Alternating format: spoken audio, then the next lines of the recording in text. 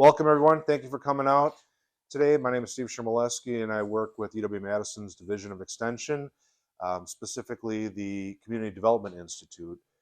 So, as you may know, Extension is the outreach arm of the university, and we, the mission, the Wisconsin idea is to take education beyond the classroom to apply it in the communities. So today I'm really excited to be here, and a number of partners involved. So first of all, I'd like to thank Lori Latch with Blodgett for hosting this site today. And I'd also like to thank Shauna with the Fort Chamber, and Megan with the Jefferson Chamber, and Amy with the Main Street Association, Jefferson Main Street Association. Yeah. Thank you. So we're working together on this concept, and my colleague Julie Hill. So we're looking at, what are some practical ideas and what does the research show to help commercial spaces make the customer experience more enjoyable, and also, keeping it on the low cost. So coming into today, we're looking at practical ideas versus 25,000 on a whole facade. That's another topic for another day. And everyone for coming out today. So our goal today is to help you think about a design and new strategies for storefront improvements, and like I said before, to help increase positive feelings that the customers and visitors have. So we're going to take a look at a range of simple strategies, and we're going to encourage you to draft your own strategy. So on the first page here is the agenda. We're going to discuss some positive attributes. I have some images we're going to continue the discussion with. Then Julie is going to take over and move us into tips for success with plants and foliage. And then at the end, we'll work on a little strategy development. So I asked folks to, I'm not sure how many people did it, but to take a picture of your storefront from across the street. Did anybody do that? Yeah? What? Sure. And oftentimes, I'm not sure about your shop, but what we see with a lot of mom and pop shops is coming in the back, inside, going out the back, and not spending a whole heck of a lot of time walking across the street and looking at the storefront. So we're trying to encourage the exercise to take a look at it. So thinking about how you might do this here, practical steps, as you know, 4 different signs for your visitors coming up: your flush mount store sign above your door, the projecting blade. I know, Megan, you just had one we were talking about that's perpendicular on your building. Your window signs. What are you doing with your vinyl stickers or painted glass? Is it legible? Are the colors really defining, using a lighter color because a darker color can wash out on the black? And then looking at your, I think I talked about 4 of them. So then we're going to talk about some visual merchandising and lighting, and then vegetation. So let's jump right in here on page 2 of the packet. So we're talking signs here. What do you see? Well, this first one runs the gamut. So these images were from our downtown specialists that I work with from all over the country. So you might see something familiar, but they're not specific to the area. So this first one here, the frame shop and gallery, there's some real nice balance there with the signs. The nice thing about the streetscaping, that those trees are positioned on the outside of the building, so they help frame the business. Excuse me. And I'll just go through it. If you want to jump in and add comments, please do. So the bottom of page 2, that's a simple sign. The colors match. The chairs and lettuce go together. You can also see into the store what's the tables, and back there some nice lighting. So on page 3, what do you think of that top one? Hurts your eyes? Any other comments? A little busy. A little busy? I don't know what it is. You don't know what it is? I didn't know what it was. I spent like 10 minutes looking at this. Any other comments? All right. Right. There's no projecting sign. Yep, handwritten stuff. Right above the door is the air conditioner unit, so you'll get condensation all over entranceway. And it's kind of a hodgepodge of signs, so it's a lot going on, and I guess it's a curves like exercise place. On the bottom there, that one in the bottom left. Right. So the sign is aged and it's wet. Yeah, that not for sale can be seen as a negative sign that you might want to avoid. Um, what about here on the bottom right, the Blythe Art Gallery? Yes, yes. That'd be the left. Sorry. Yeah. You have all that window space there, and there's a couple of fences, and it's also a gallery. So I wasn't sure about that. All right, let's keep moving here on page 4. So we're talking visual merchandising, your window displays. So you want to create an interest to attract shoppers. You want to tell a story, be sensitive to color design with lighting and movement. So this first one at the Cotton Garden, you got some nice color combo. You have up front there, looks like kids' clothes, so shorter clothes in the front, adult size in the back. You got nice spotlighting on the product. The color of the clothes complements the sign, so it's visually appealing. Then the one below here, this is kind of a less expensive um, window display. It's whimsical. Kind of have an action shot going on. You're using the vertical dimension with these flowers, and also again good lighting in the window. On page 5 here, we have a pastry shop, and their products are in the window. So it's like a counter on the street as you're walking by, and like, hey, I should probably not walk by there too often. On the bottom of page 5, it's a hardware store, and you're showcasing the hardware, and there's some cute little butterflies. So talking about lighting, what do you think here on the top of page 6? What do you think of this one?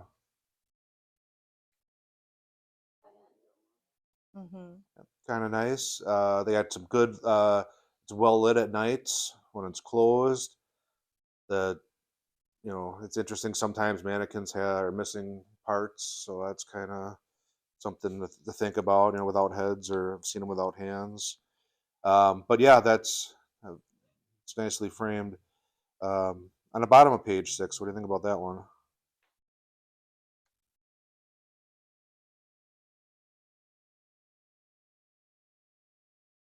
Looks to me like a nice arrangement. The nice thing is that they left an area open to see into the store. The backdrop helps frame the window, and you see that mirror that's hanging on that wall. So that's a nice arrangement. So on page 7, let's take a look at this one at the top. What do you think?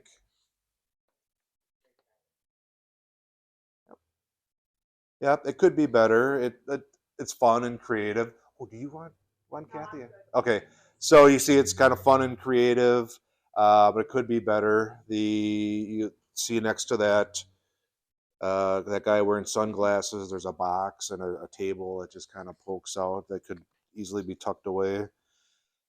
What do you think of the yarn store here on the bottom of page 7? Any comments? Yeah, yeah, I think they do a very good job showcasing yarn. They're also positioning the yarn to help draw the eye. There's incandescent lighting is warm. It shows the product color much better. Yeah. It's color coded. Right. Yarn's color coded. One of the things I have all of them have Well, I was just gonna say, I was thinking of that as I'm pulling up here, looking at your display on your porch, and you're using that space differently. So as you're driving by, I see the big sign, digital sign, and I look at the porch, and I see I look at it every time, your product placement, and your different designs, and so I could see, when things are outside, it's difficult, especially with the changing of the season. Wintertime, you Yeah. know, when you don't have the window to Mm-hmm. display your stuff. Right. And then Mhm. there's like what you're doing here is spilling into the street so that that space from the inside your shop to the outside, people are, I'm not sure how your communities operate as far as, are you allowed to put product outside, like racks? If you're a clothing shop, can you bring a clothing rack out? So how that spills from your front door out into the walkway, what are the things you're using Well, I for think that? too, if I can interject, Mhm. like you went across the street and looked at yours and you're like, oh, it's kind of, I think you can ask your friends and family and people too that you trust of like, what do you think? Mhm. Because you could go out and look and be like, oh, it looks all right. And, and just maybe gathering other opinions of some trusted people Mhm. that can speak to you honestly, Right. and that you're not offended or anything like that. But just, how does it look? Or if you're on a, being in downtown where people are walking by might be a different Mhm. experience than like driving by, right? Where you Mhm. want to catch somebody's eye that's driving, however, whatever the speed limit is here. Yeah. But, you know, or if you're in a downtown area and you know that a lot of your traffic is walking or they're driving slower, that Mhm. what's going to catch their eye. But I think also just asking Mhm. asking other people for their opinion could be really helpful too. Yeah, and also other operators in your Yeah. industry. What are they doing? What ideas could you borrow? Yeah. If it was, we had this little strip mall here. I was thinking if we were going to do a walking tour, we could walk and check that out. But for this time's sake, we're Mhm. just using images. Yeah. Well, and what do you like on, yeah, if you see other businesses or other garden centers or other whatever, what Mhm. do you like, what Mhm. grabs your eye on their fronts? And then just, there's somebody that's like, just steal ideas, and make them your own, right? Mhm. So, and Pinterest is great for Right. that too. Right. So on page 8, we're starting to get into vegetation here at the top. What do you notice about this picture on the top?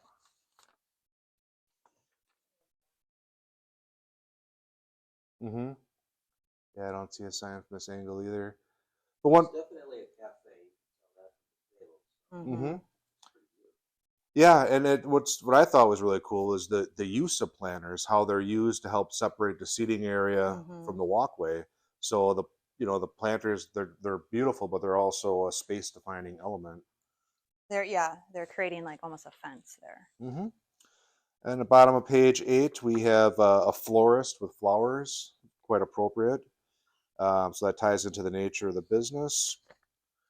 Looking at page 9, some more on vegetation. We got the plantings tie into the window display, so thinking about colors and coordinating that. You have vertical materials in the window. You got good lighting in the window. And then the downside of vegetation, looking at the bottom of page 9, what do you think of that? Yep, too much vegetation. If you can't see the business, and it's too much. How often do you I just was talking with our specialist about that as often as you can seasonally, if you could. Is it really realistic to try to change your visual merchandising weekly? I don't think so. But if you could do it monthly or seasonally, keeping things fresh, people come back like, oh, that's new, that's different, that's cool. This is moving. Um, so different. Yeah. Otherwise, you see things that are stale, and I can think of some places that I've been to. I'm like, this looks like it's looked the last 30 years, and I don't think anything's new. So, um, yeah, whatever you can do when you can do it, it is helpful. So that's just a quick couple of things to think and keep in mind. And what we're going to do is move into the vegetation Mm. side Okay. with Julie. So Yeah, go yes. for it. Go for it. Um, my wife and I were. Well, and I would add to that, who is the store trying to attract? So if it's, if you have merchandise that might be for everybody, then as you're asking friends and family to take a look at the front, making sure you have kind of everybody represented, where when you're looking at it, you're like, well, it looks good to me, but I'm a white female that's 44 years old, right? So it might not look the same to you, who is, I'm assuming, younger than me. So, or might not be like, well, I wouldn't go there. Or so if, depending, I would say, I think about this in educational programs. Who am I trying to attract to my programs? And it's got to be something that what's your hook, right?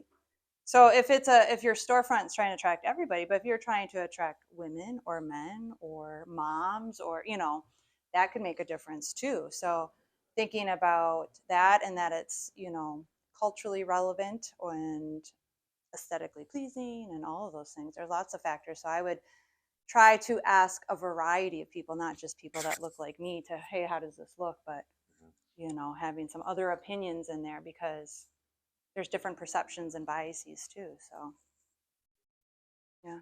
I'm going to step aside. So, Okay. I'm going to talk about container planting. So I've done some other container planting programs. So I've kind of snipped out pieces of that to talk to you guys about. My name is Julie Hill. I'm the Horticulture Outreach Specialist for Division of Extension, and I serve Walworth, Jefferson, and Rock counties. Part of my job is to help deliver educational programming. The other part of my job is to answer gardening questions. So if you have questions about plants at home or in your business, indoor, outdoor, yard, garden, lawn, tree questions, you can contact me directly. My contact information is in that handout. So, but we'll kind of just talk about using container plants in your storefront. And I'll say right away, if you're like, nah, I don't have good luck with plants, you can use fake ones. It's okay. Like, there's lots of really realistic fake looking plants. I know you'll probably, you guys don't be mad at me for saying use fake plants, but a long ways. they have come a long ways, and and you'd rather have something looking good than looking shabby. So if you're like, I just don't have good luck with plants, or that you're gone for long periods of time and they're not going to get taken care of, hey, some fake plants that you just keep maintaining, like with dusting, can still add a lot of benefits. And there's been a lot of research that has shown any sort of plants, including artificial ones, can boost our moods, can help our well-being. They're just good for us. So they improve memory and concentration. We're happier when we're exposed to more nature.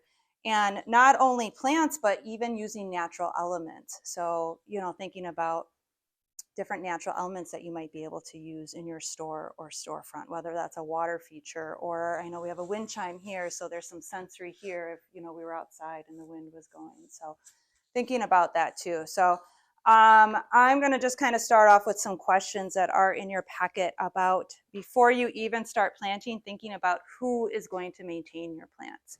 So if you have staff and you're watering the plants and they're watering the plants, or vice versa, nobody's watering the plants because you thought somebody else was watering the plants, that's not going to go well. So really kind of making a plan for maintenance, whether that's, if you do have staff that might be coming and going, making sure that everything's taken care of.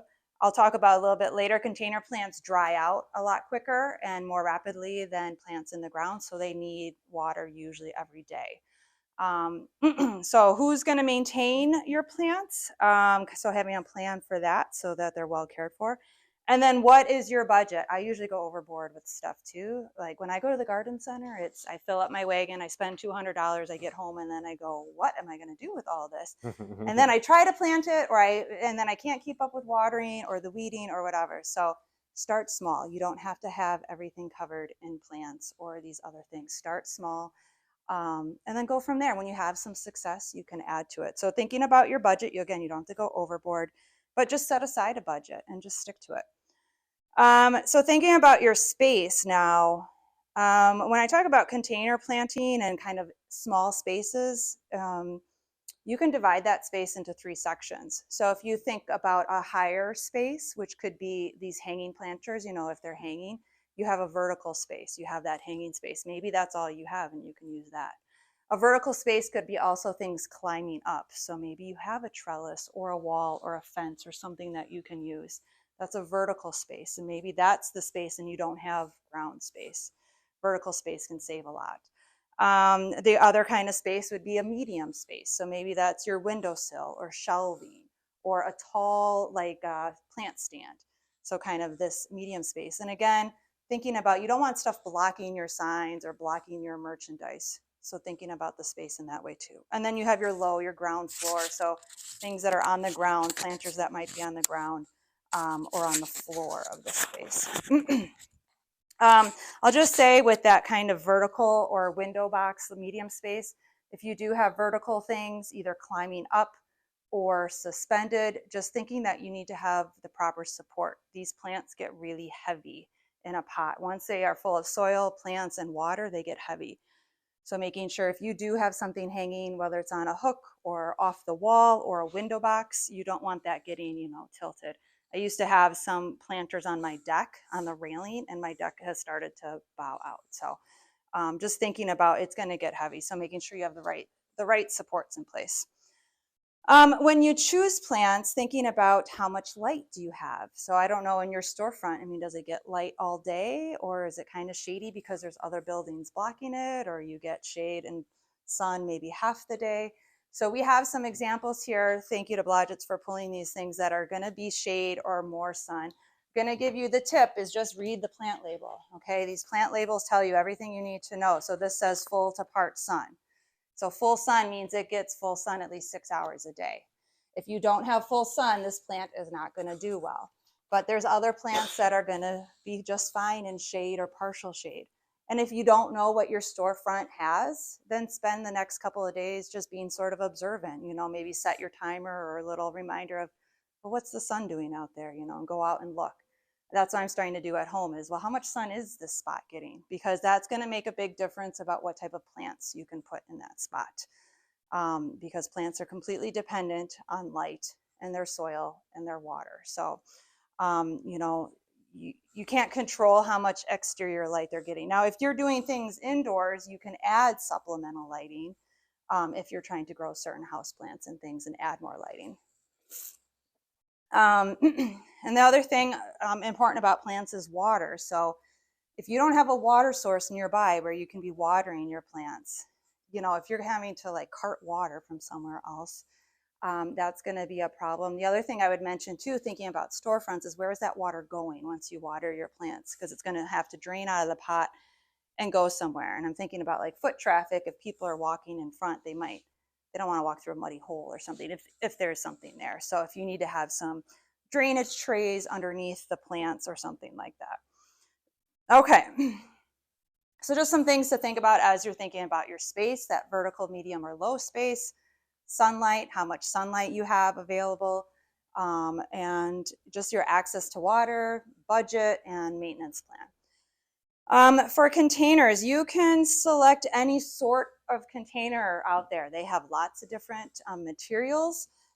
We have some examples here. You have these heavy ceramic ones. There's different plastic ones. There's anything. Your container can be kind of part of the design. Some might be a little bit more fragile than others, so I would be thinking about that. The biggest thing about containers is they need to be big enough to support the plants that you want to grow. And that's the root space that they take up, but also that vertical space is making sure they have enough to support.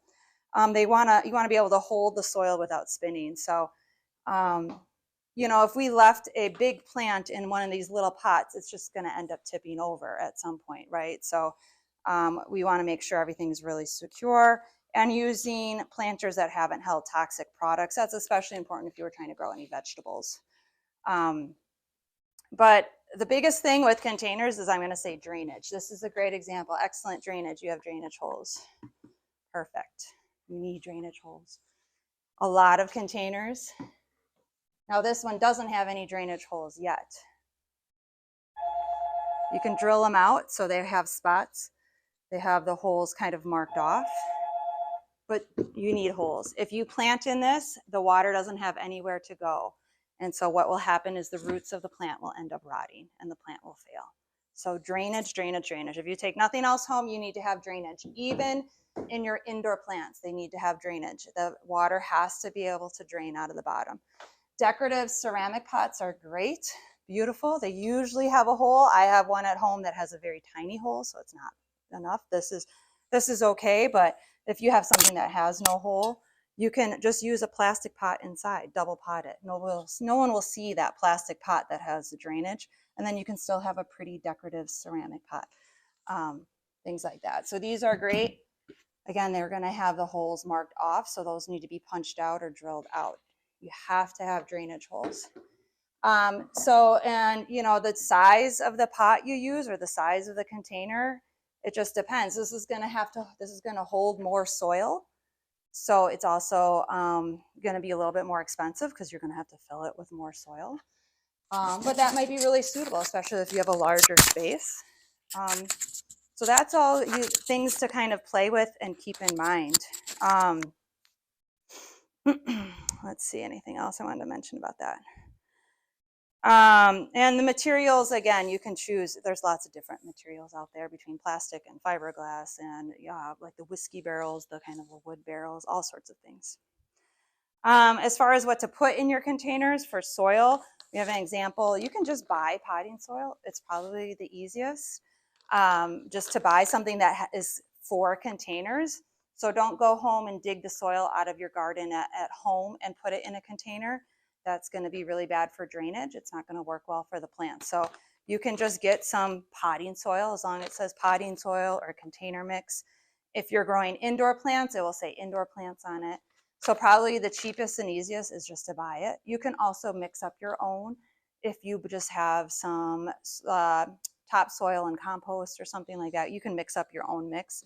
I don't know that it actually saves you any money, but if you want to do it, you can be mixing your own.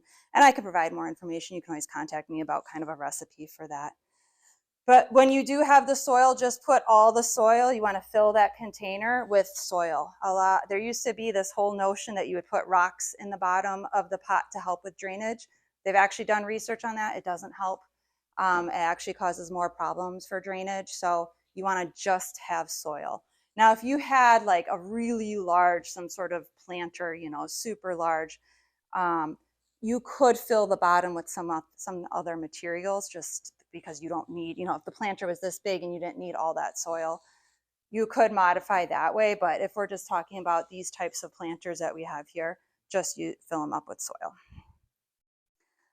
Containers dry out really quickly because those roots in that container can't go out into the ground searching for more water and nutrients. So they're going to dry out quicker. So you need to water them. And when you do water them, just water them at the base level. So we don't want to shower the plant if you can help it. You want to try to get under those leaves and water right at the base level. You want to water at the soil level of the plants. And again, we're watering until water comes out of the bottom so that you completely, thoroughly water that plant.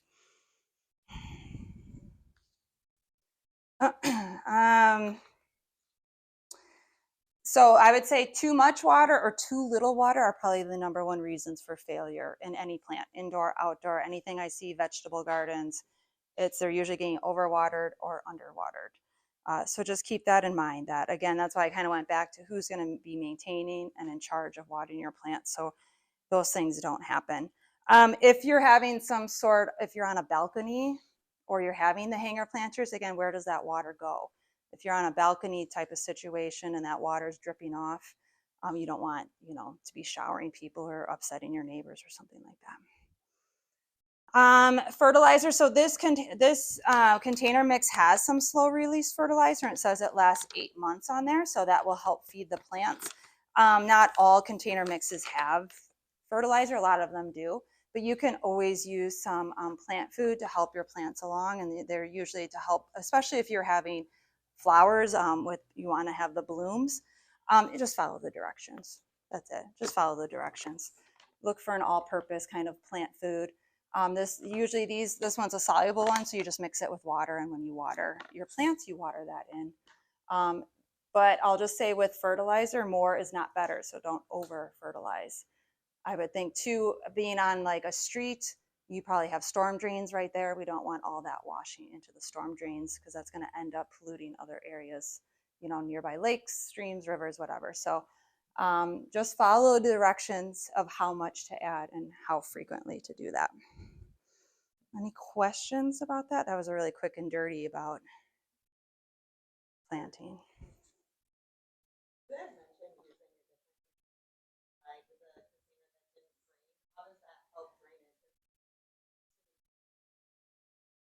Well, for watering, I would take the plant out and water it and then return it. So I have some house plants like that where I'm double potted it, because otherwise you're right. If you water it in there and then the water just sits in there, it could end up rotting too. So I would likely take the plant out, water it, let it drain, and then put it back in my pretty pot.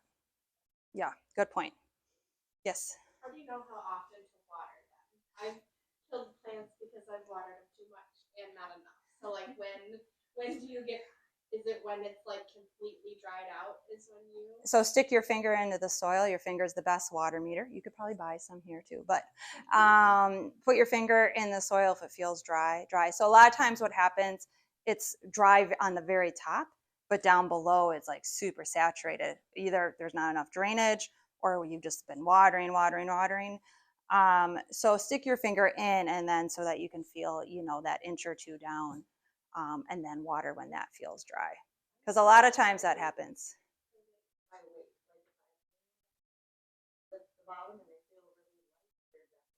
Yeah. But what can happen too, and this is confession of a horticulture educator, is I have some plants at home that they've gotten so dry that there's a little gap between the soil. Yes, okay. Don't feel bad. It happens. My house plants are a little neglected. They have to be pretty tough to live in my house because I just don't water them very often. But if you have that situation where it's dried out and the soil has kind of shrunk, what's happened is the soil actually becomes a little hydrophobic, which means it repels. And you'll notice the water just kind of bounces off of it. So in that situation, you need to resaturate it, either by soaking it like in a bucket or a sink of water and letting that soil rehydrate, or a lot of frequent waterings to get everything rehydrated. So don't let that happen, of letting it get so dry that it gets hydrophobic. But it happens. It's okay. But if you're going on vacation or something else is going to be taking care of things, just making plans for who's going to water stuff and water appropriately. My brother took care of my mom's place for a while, and he was like watering everything all the time. And she's like, "What happened? Why are you watering so much?" So I think plants.